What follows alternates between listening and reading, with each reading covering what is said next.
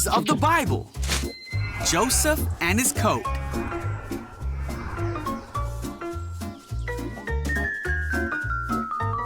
So this is Joseph. Hey! You see, Joseph was the son of Israel and Rachel. Israel loved Joseph more than all 12 of his sons. In fact, he made Joseph a coat to show him how much he loved him. When Joseph's brothers saw this, they hated Joseph. One night, Joseph had a dream. When he awoke, Joseph told the dream to his brothers. He said, "Listen to this dream I had. We were gathering grain when suddenly my bundle of grain rose up and all of you bowed to me." This made his brothers hate Joseph even more. And they said, "You're gonna rule over us?"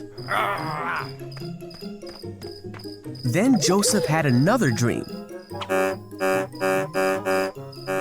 And he told it to his brothers and his father. He said, "Listen, I had another dream.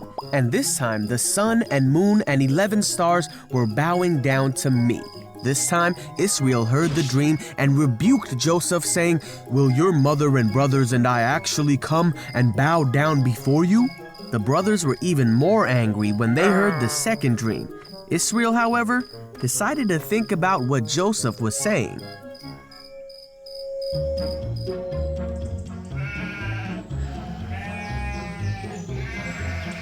One day, Joseph's brothers were working when they saw Joseph coming to meet them.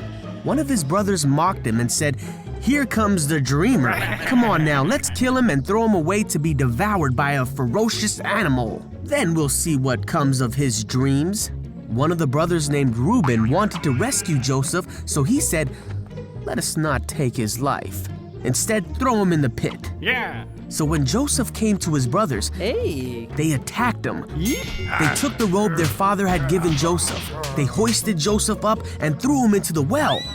Then they saw a group of men from Midian coming towards them. Judah thought it would be a good idea to sell Joseph to these men. So the brothers sold Joseph to the merchants for 20 shekels. The brothers then took the coat of many colors back to their father and made him believe that Joseph had been killed. Israel wept for his son whom he loved. Meanwhile, Joseph was taken as a slave to Egypt to work in the house of a man named Potiphar, for Joseph's story was only just beginning.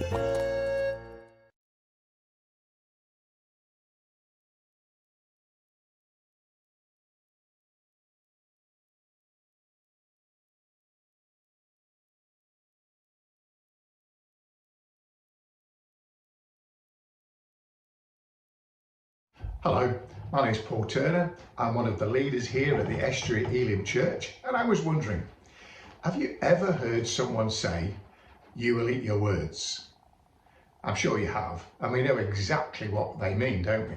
It's not about eating alphabet soup or some funny shaped spaghetti or anything like that. It's actually about someone one day having to admit that they were wrong about something. It's about being forced to retract or take back a statement that you have made. Like, I said they'd never win, but I have to eat my words because they have. You know, I've had to take back my words. I've had to retract them. I've had to admit that I was wrong. And let's be honest, most of us find it difficult that we're admitting that we're wrong, don't we? Even if we know we're wrong, we still find it hard. Or is that just me? One of the problems that can happen in a marriage is just that, isn't it? Where one partner or both refuses to admit that they're wrong about anything. Until everything goes pear-shaped, of course. We just don't like eating our words, do we? We lean more towards, having our cake and eating it. That's far more appealing than eating your words and admitting you're wrong. There's maybe an element involved of feeling foolish as well about it, isn't there? Like the imagery of, I will eat my hat if he does it. And then of course he does it, and then what are you going to do? Eat your hat? The point about it is that your words can come back to haunt you. And this is particularly true with the internet and social media. Once you've said it, it's out there. It's there forever. You might want to take that message that you've just sent back straight away. It's the moment that you've said it, but it's too late. It's already out there. Our politicians find that sometimes things that they have said years ago are regularly resurrected. They said it in a different context, but it's regularly resurrected to embarrass and batter them over the head with today. There is an upside to eating your words, however, but I must warn you that it still involves admitting that you're wrong. But you will discover that that is actually a very positive thing. So what is it? Well, let me say this first. In one sense, our words can be like seeds, which we sow, and then in turn they produce their fruit. Obviously, just like with seeds, it depends on what those words were as to what the fruit will be. You could say that our lives are in fact the product of these words, of these seeds. God has quite a bit to say about the impact of eating our words. In Proverbs 18 and verse 20, it tells us this: from the fruit of their mouth, a person's stomach is filled. With the harvest of their lips, they are satisfied. I like the amplified version of that, which sort of makes it very clear what is meant. With the consequences of his words, he must be satisfied, whether good or bad. And then verse 21 says, the tongue has the power of life and death, and those who love it eat its fruit. Wow. God is saying that our words are important. They have consequences. Our tongues have the power of life and death. I suppose another way of looking at it is that with our words we can either bless or curse. So our words are important and can have a significant effect on the season of life that we're going through. And that can be pretty important in the everyday things of our lives, can't it? During the war, there used to be posters around saying, careless words cost lives. And the idea was that in the context of war, you don't know who's listening. We might not realize it at the time, but those careless words might have a bigger impact than we ever intended. But isn't that true about any careless words? That they too might have a bigger impact than we intended? The careless words spoken in front of our children. I think what many people forget is that children can hear what we say even if they don't fully understand it. And very often what has been said in the home is then repeated at school. And there's the careless words spoken in moments of anger that you wanted to eat the moment that you'd said them. Just as in the war, we need to pay attention to the words that we are saying. Have you ever heard someone say, I'll never have any money? Or I'll never pass this exam, I'll never pass this test, I'll never get well, I'm useless at this. We say all sorts of negative things, don't we? And then we wonder why negative things happen. They become self-fulfilling prophecies. It doesn't occur to us that it's because with our words, we are sowing negative things into our future. You might have never associated the two before, but perhaps it's time you started to say or sow a few positive things into your future.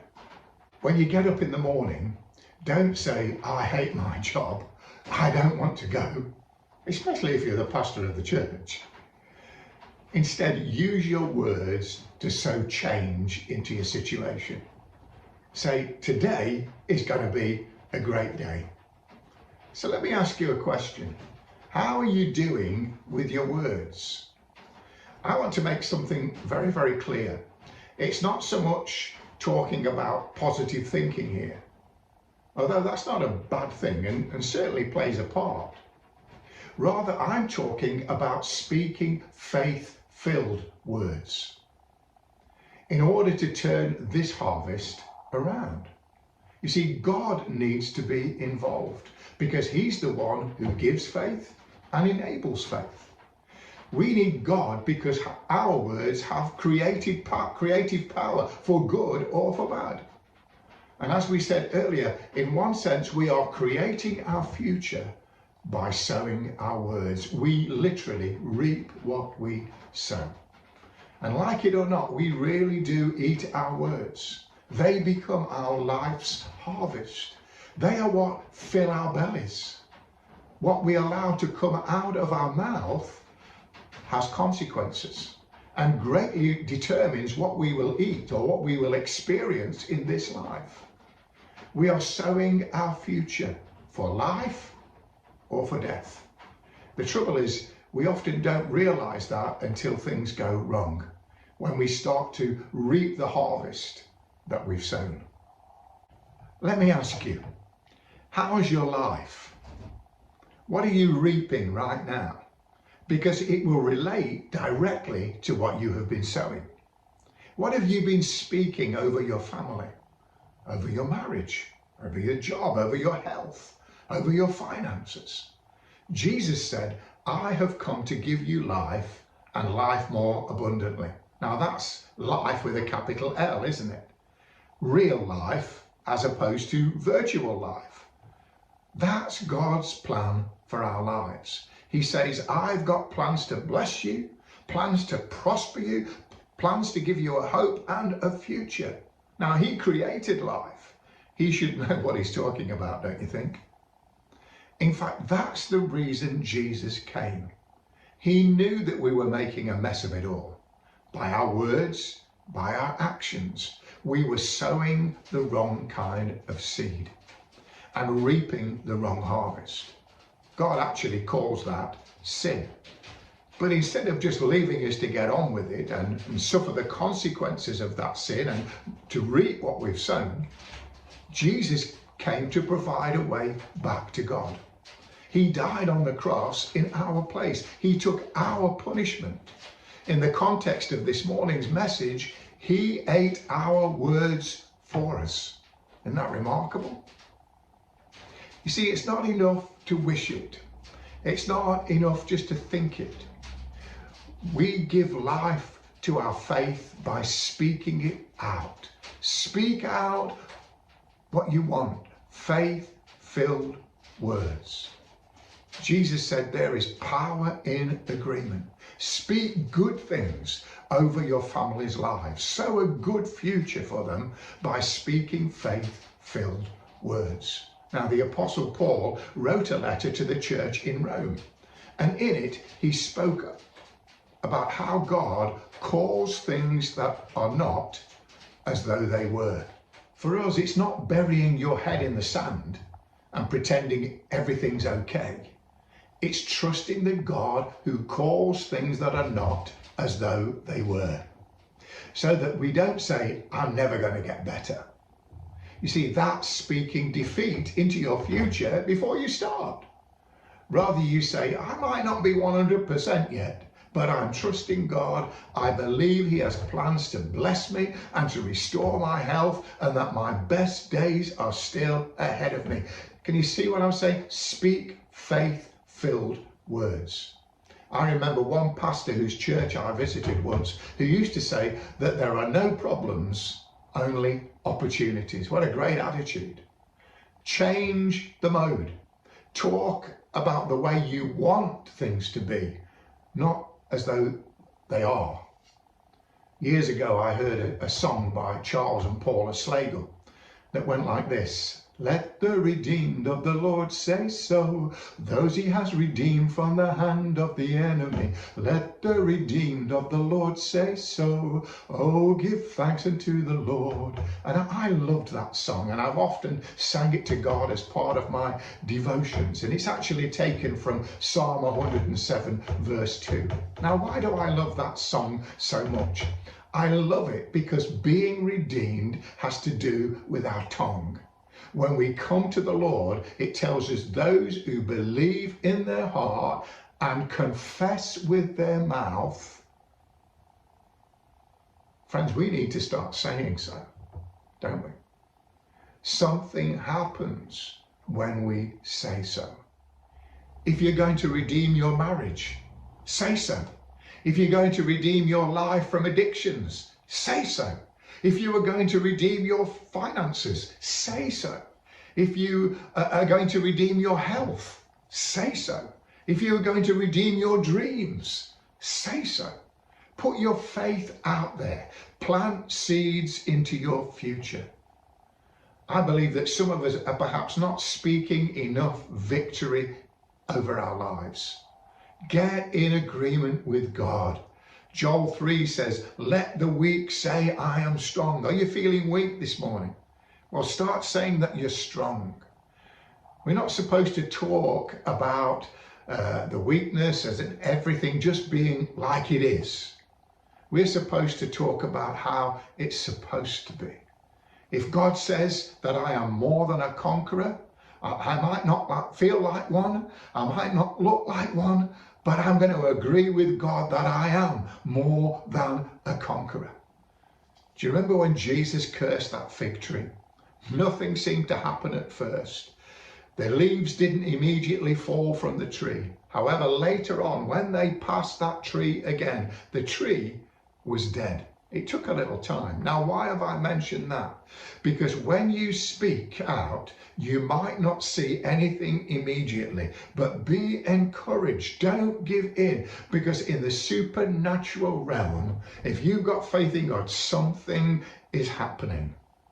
And if you begin to speak out faith-filled words, you'll begin to see obstacles that have hindered your life, maybe for years, clear out of your path. You will see family problems turn around. You will see situations at work that will heal and change, because God will change things. Be bold to say, I can do all things through Christ who strengthens me. Everything my hand touches prospers. 2 Corinthians 4 verse 13 says, it is written, I believed, therefore I have spoken. And with that same spirit of faith, we also believe and therefore speak. See, friends, the spirit of faith is in your words. Don't use words to describe your negative situation. Use words to change your situation. Don't talk about how miserable you are, but begin talking about how you want to be. Line up your words with God's words. If you will begin to see yourself as God sees you and begin speaking and sowing the word of God into your life and situation, let me tell you, things will turn around. Of course, the first step is letting God into our lives by accepting his gift of forgiveness through Jesus' death on that cross. Where, as I said earlier, he ate our words for us. He took the consequences in that great transaction. He took all the consequences, not only of our sinful words, but our sinful actions, so that he could give us his righteousness. We owed a debt we could not pay. He paid a debt he did not owe.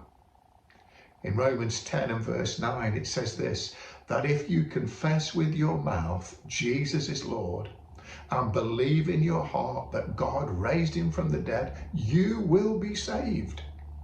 And then verse 10 says, for it is with your heart you believe and are justified, and it is with your mouth that you confess and are saved. And friends, once we come into that wonderful relationship with him, he enables us to start sowing into our future words that will bring life and victory. Thank you for listening.